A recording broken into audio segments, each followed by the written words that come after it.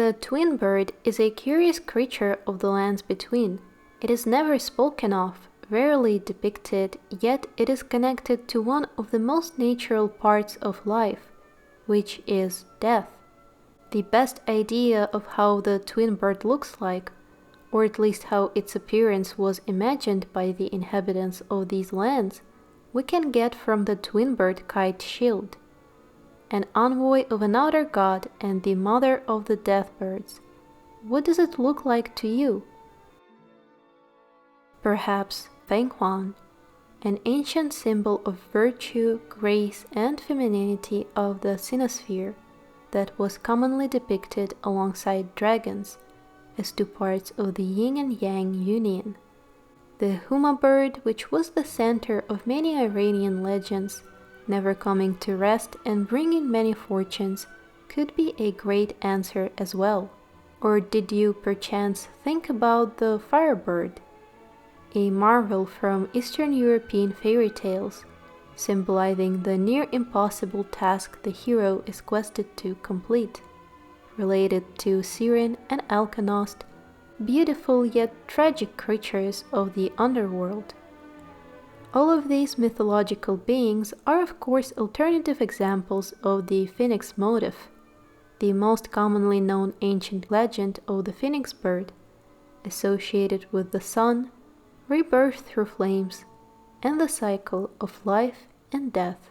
Today I invite you to join me and discuss what the Twinbird could potentially symbolize. We will mostly use the real-life cultures as a reference, and I will try to refrain from speculating as much as it is possible for an Elden Ring lore video. My goal today is to have a conversation instead of suggesting a solution, and I hope to read your opinions on the matter in the comment section. In the lands between, we observe a few different kinds of birds that inspired the local myths: cuckoos, ravens, penguins, and hawks. Hawks are the most diverse category, as we can find 3 different subspecies of the group: the regular hawks, the black hawks, and the snow ones. I'm referring to all of them as hawks because they seem to share the same duties in the castles of the lands between nobility. The Twinbird on the shield bears particular resemblance to the snow hawks found at the mountain tops of the giants. Although it might be a purely folklore creature instead, remembering how much certain parts of the lore are inspired by Japanese manga Berserk, I cannot overlook it as simply a coincidence, especially given how the white hawk, or falcon, is literally one of the main characters.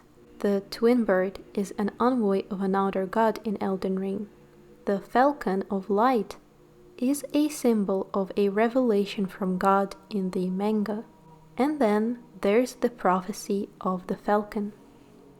The revelations say that when the sun dies 5 times, a red lake will appear to the west of the city with the name both new and old. It is proof that the 5th angel will alight. The angel is the Falcon of Darkness, the master of the sinful black sheep, the king of the blind white sheep, the one who shall call upon the world an age of darkness. The prophecy talks about the eclipse which is supposed to happen to the west of Windham, and the lake would be colored red with remains of the band of the falcon. The Falcon of Light would be reborn as the 5th angel of the God-hand, and would return to the physical world as the master of the apostles. And this 5th angel is something that is also known as the Hawk or Falcon of Darkness. And given the dual nature of a bird that looks suspiciously close to White Hawk, depicted on the shield that calls this entity an envoy of the outer god, I cannot help but draw parallels in my mind. But I promise to not speculate too much in this video, and the discussion of Elden Ring and Berserk similarities can last for hours, like the fact that the falcon icon looks like the rune of death with a spiral. So let's move on. What about the dual nature of the symbol?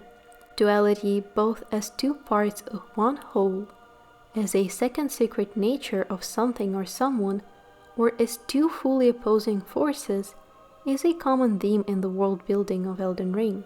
Two-headed birds are widely used in heraldry, from ancient Mesopotamia and Hittite belief in the divine abilities of the eagle that granted it the status of royal insignia, to Ganda Barunda, the form of Hindu god Vishnu that to this day is used as a royal emblem. Byzantine and Holy Roman empires, the Seljuk Sultanate, and the later European empires of the past definitely incorporated the same image into their heraldic designs. In the lands between, whoever ruled at Stormvale in the days long gone used a hawk symbol as their crest. The slave of the castle incorporated the symbol for their own group, turning it upside down, perhaps as a way to mock their captors. The twinning cuckoos are adorning the garments of the knights who serve Carian royal family and hint us at the doubt in their hearts. A tiny bird ornament can also be found on the distinguished great shield, said to be used by scions of greater families.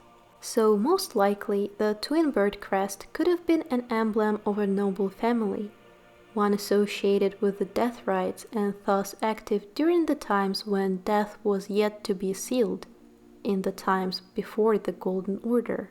Now put down the slipper, I can explain. The thing is, the Deathbirds do not seem to use too much of weapon variety.